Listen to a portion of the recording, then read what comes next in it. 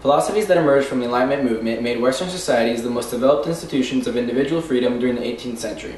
All European citizens were considered equal and had equal rights. However, these rights only applied to European citizens. In fact, other ethnic groups were considered to be inferior to the white race. In 1776, when the Declaration of Independence was written, black slaves were not considered men, so when the Founding Fathers stated that all men were created equal, that only encompassed white males. Men of all races were not truly equal in America until after the Civil Rights Movement in the late 1960s. That means that out of 500 years of American history, life, liberty, and the pursuit of happiness, which were the rights that this country was supposedly founded upon, have only been granted to the entirety of its population for about 40 years.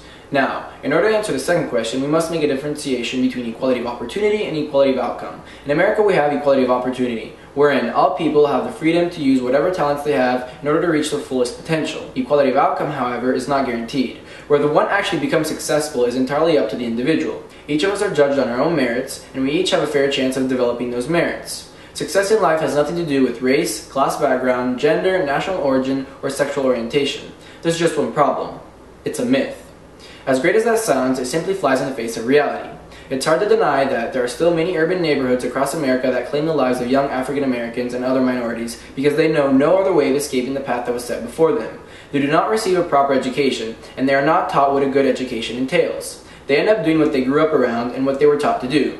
Most white kids do have a better chance of being successful in life. Historical context and racial prejudice prevent true equality of opportunity. However, as today, something that America does have that other countries don't is a large degree of social mobility. Unfortunately, the situation is what it is. You may not have had the same opportunities as the kid sitting next to you. That's life. But if you have the drive, the skills, and the determination, in this country, you have a chance of achieving your goals. Therefore, success shall not be measured based on how much you've achieved, but how much you've achieved relative to your starting point.